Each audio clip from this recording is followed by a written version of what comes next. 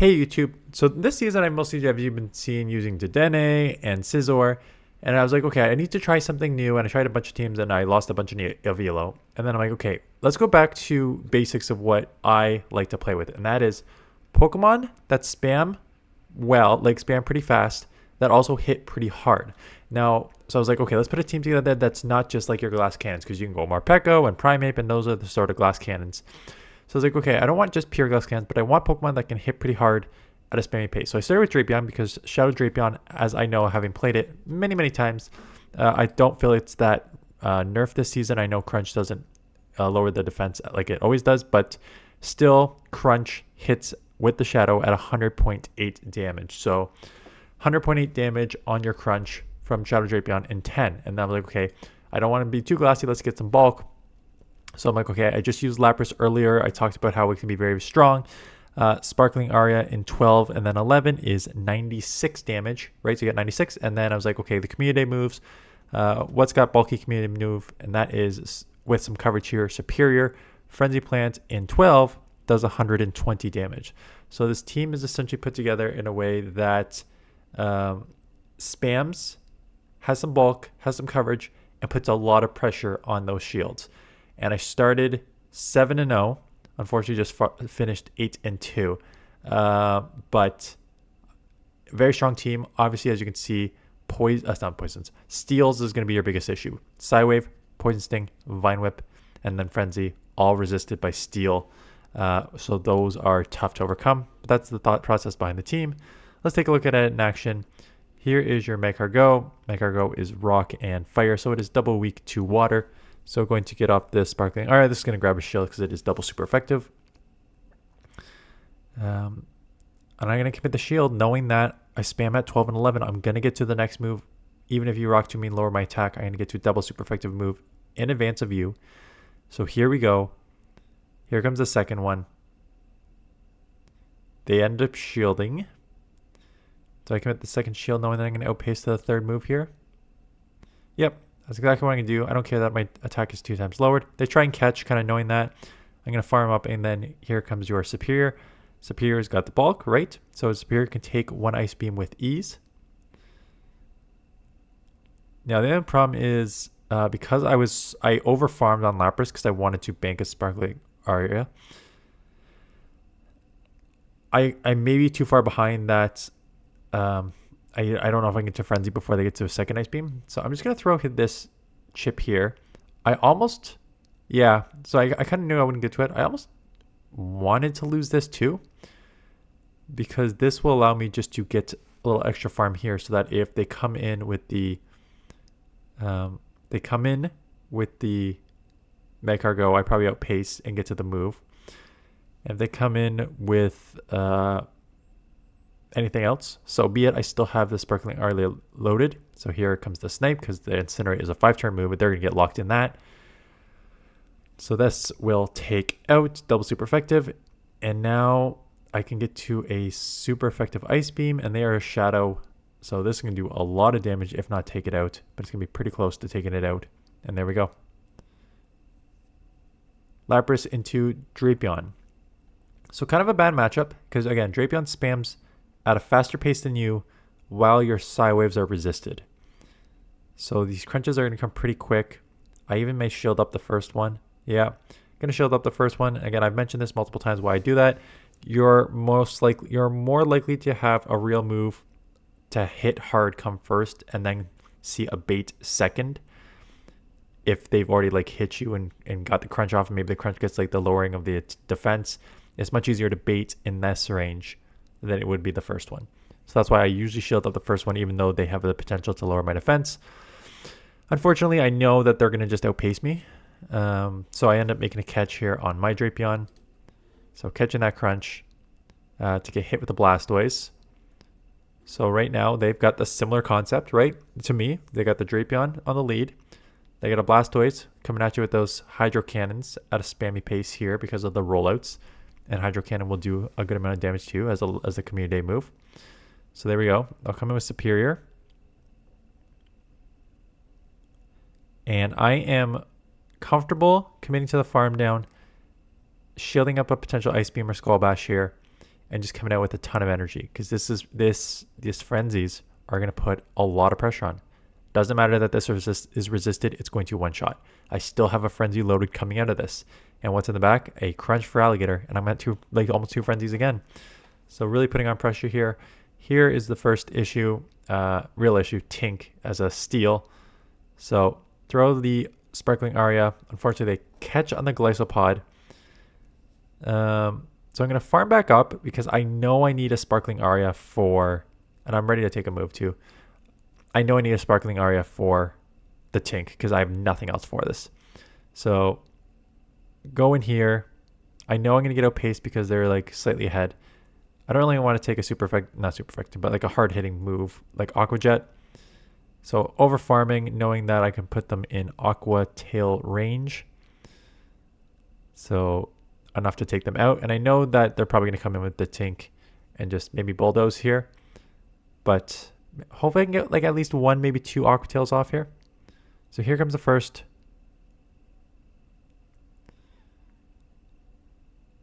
Here comes the second. Only concern is if they go for aggressive farm down there at Play Rough coming out. Oh, and they make another catch on. I got caught in 3 times one game, and this may be it. So they catch on Blastoise, giving up switch again though. So get one frenzy there.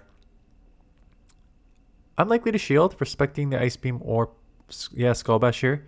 Knowing, again, what I just kind of mentioned too. If you go for that nuke, or at least hard hitting move, that's a lot of energy. I know I'm going to get to these frenzies.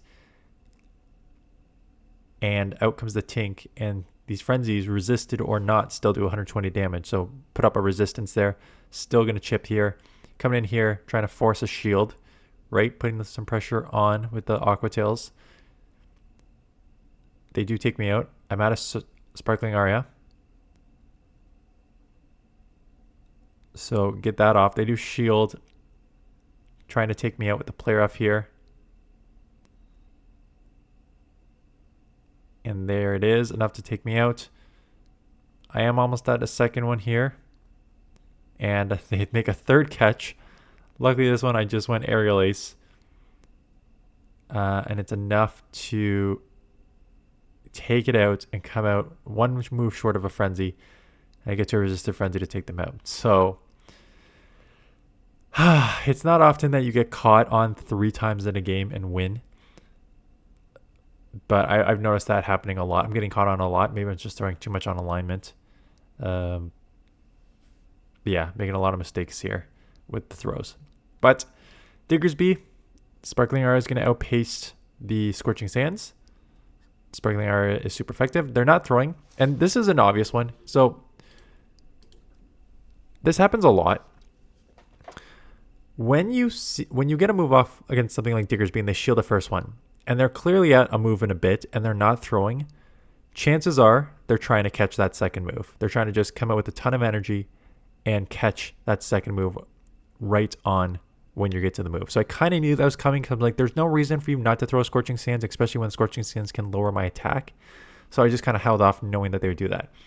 Jellicent came in. I think I could have come either way. I think I came Serperior just because I saw the water right away. So I just like grass as opposed to the ghost, so which would be the dark. So you have 2 options here. I think Serperior is a fine one. Knowing that I could shield a potential Shadow Ball here. Yeah, they've already burned a shield. I'm fine burning shield.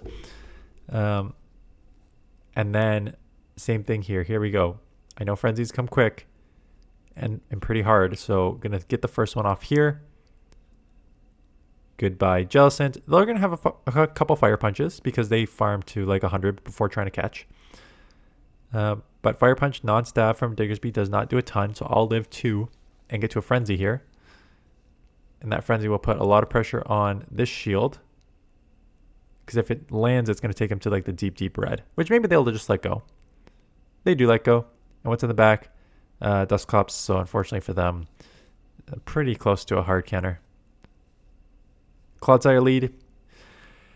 So good lead overall because Sideways Sparkling Aria. It will depend whether they have Stone Edge or not, and they do try and catch on the Feraligatr. I will need to respect the Ice Beam here. It is non-shadow, so I can probably live, but I don't think it's worth taking that move.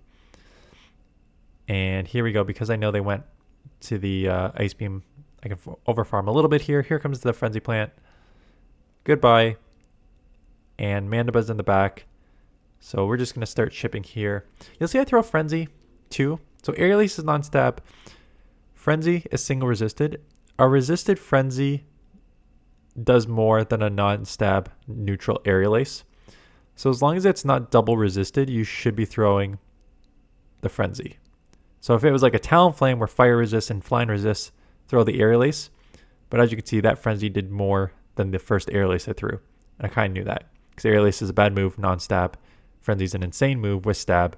So even single resisted, it's going to do more damage than the Aerial Ace. So I can keep alignment. I'm only going to be throwing Aqua Tails anyways. Do make a catch. Still may respect this. Yeah, I want to see if it was a Stone Edge. I know I can get to 2 Sparkling Aras and really put pressure on this shield. And I don't need to really worry about any charge moves from Mandibuzz because it's just going to be the Aerial Ace is the only thing I need to worry about. I don't only have 1 Stone Edge. So it comes down to a potential catch here. They do let go. So actually at this point, I don't think it matters too much because Drapion has a ton of energy already. And the Psy Waves are going to add up here. So getting to the next move. They're going to shield, try and snipe here. So I'm going to go instant snipe and just make sure I come out with like an Aqua Tail to take this out and an Aqua Tail to have for the Drapion because Drapion has, not Drapion. Clodsire. Because the Clodsire has a lot of energy. And they top left. So that was the first 5-0. And like I said, I started 7-0.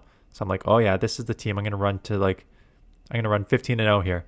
But obviously that did not happen. Okay. Jumpluff. There's a lot of Jumpluffs running with Energy Ball right now. Acrobatics still hurts though too. But there's a lot running with Energy Ball. So I just kind of held back there. Sorry, I shielded up the first one as a potential. Speak about shielding at is a bad time. Throwing at a bad time anyways. Bad CMP there on my part, but do get off Frenzy, and it was only resisted Hydro, so that's fine. They do end up shielding. Again, this is one of those I don't expect to get to another move before they get to a move. So I just want to chip to maybe put it in fast move damage range for something else, which is why we did it there. They do end up having Skull Bash. That's fine. Gonna come Lapras here. Go for the aggressive Psywave down. Because now I got almost 2 Ice Beams. So if the Jumpluff comes back in, which it does, I basically got 2 Ice Beams for this. So here's the first one. It lands. Double super effective. Goodbye. What's in the back? Typhlosion. You are in trouble. Again, already had a move, which means I'm just going to outpace to the next one. And they know it. So that's they just let that go. Ninetales. I didn't know right away if it was a Powder Snow or Charm. And they came in Primeape. I was like, okay, Primeape, this is tough. And then I let this move go, and it was a close combat, if I remember. Yeah, and I just get 1 shot. So I immediately thought, like, I screwed this one up. Yeah, I immediately thought, like, this game's over. They end up shielding this one, which is pretty big, I think. Shielding a potential close combat, but I grabbed 1 shield. It's just a Rage Fist, so I have to throw because now they're going to potentially get to another move, and I don't want to shield up a second move, so we'll take this out. See what they come in with. They do come in with the Ninetales, and it's a Powder Snow. So it makes Serperior a little tough. And they make a catch. Again, I got caught on I feel like I got caught on 7 times in these 10 matches. So I got to fix that. But getting caught and giving up Switch is not the worst case scenario for me here. Because now we got the Azumarill. Like I said, I know I could take 1 Ice Beam. And because the Switch was much faster, and I chipped with Aqua Tail, I'm basically now Vine Whip Frenzy Plant range. So do Vine Whip down before they get to a move. That's huge. I'm at almost 2 Frenzies here. So here comes the first one. And this is why I like this team. You put on the pressure with these shields with these moves. So we end up CMPing on this one. I'm definitely going to shield because Frenzy. I honestly thought Frenzy would take out from this range on a Shadow Ninetales, but it leaves them with a couple HP, which I come and I Poison Stings, snipe the rest here. So there we go. And Poison Sting down. Okay, so I got to remember a couple losses here for it. Makes sense. So one of those Pokemon where, again, you really put on a lot of pressure with the Sucker Punches. They got the super effective Trailblaze. Yes, I'm getting to the Sparkling Arias quick, but this thing's got bulk. So I'm going to take 2 of those. I'm shielding the Trailblaze because if this lands, I'm potentially in Sucker Punch range. So I'm going to force them to throw a move here, knowing that I'm going to get to another move. Unfortunately, they just get to the Swift, knowing that their attack's boosted. This is why Fret's a little bit of a problem here. Really putting on pressure. And if they want, they could shield and potentially flip switch here. Not flip switch, but like take switch. And that's what they do. Actually, I do get off. I'm surprised they didn't throw that to take that in the one shield. They let me get off a second one, which is not bad. But here's the problem. So you got like a weak to fighting in the front, so it's maybe a flyer in the back. And that leaves me in a bad situation here. Because I don't have... Serperior's going to have a tough time with the flyer. Fortress in the mid game.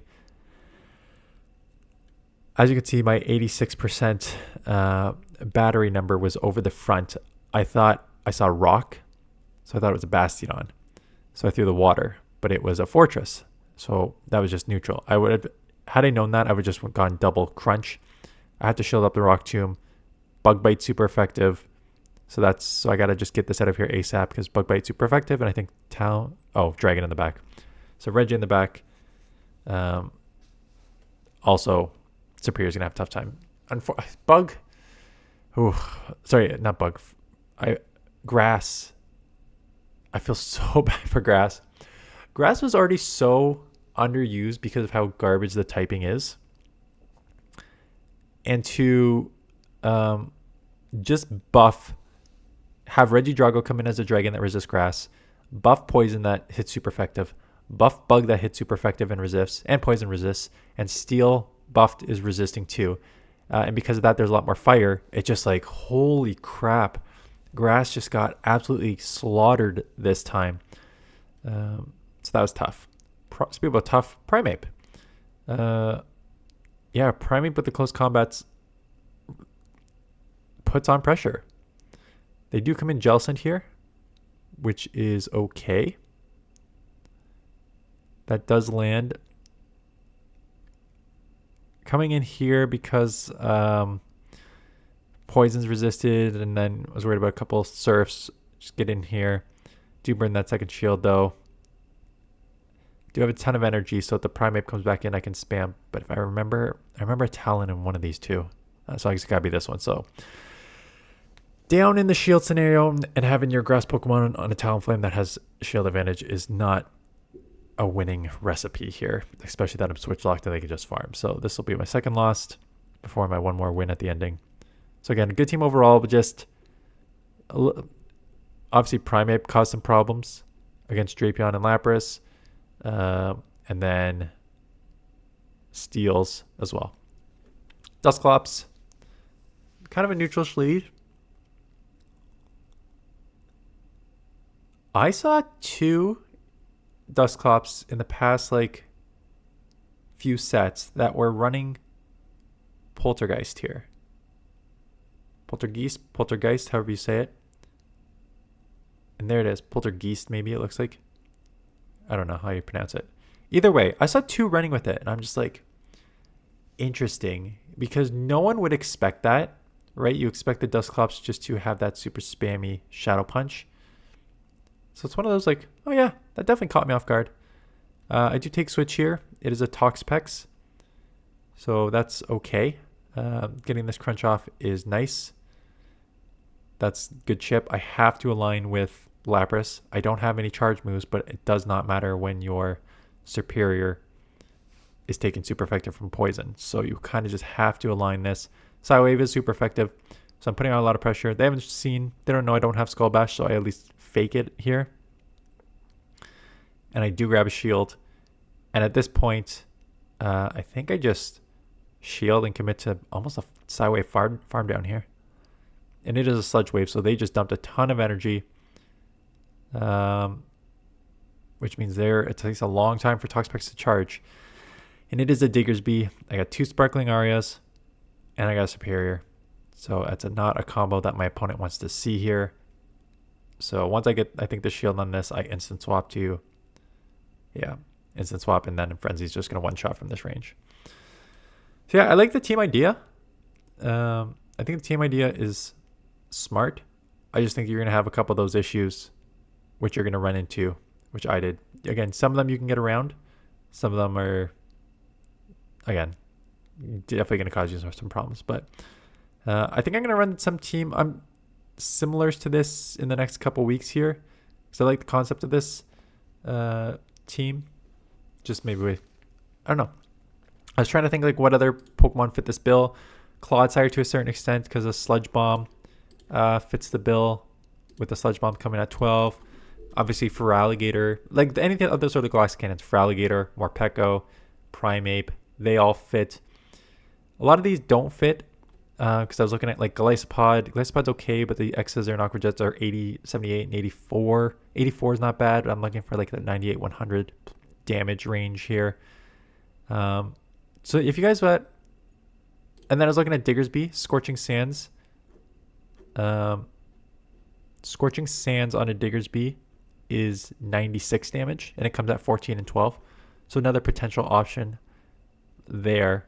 But if there's like another Pokemon that you think fits this bill, that spams, that has okayish bulk, that isn't just a glass cannon, that spams between 10 and ideally 14, but like ideally like 13 or 12, that does in that sort of 85 to 100 damage range, let me know. I know there's Malamar with superpower. If you put on the shadows, if you make it a shadow Malamar with superpower is one that could fit the bill here. And I know Moltres with fly coming at 14 and 12 does 96 damage. So 14 and 12 for a fly, that's kind of what makes Moltres tricky at times. But let me know if there's like another Pokemon that kind of fits this idea that I just missed here as I'm going through the list. Okay, anyways, that is it. Thanks for watching. Hope you guys have a good weekend, and I'll see you guys in the next one.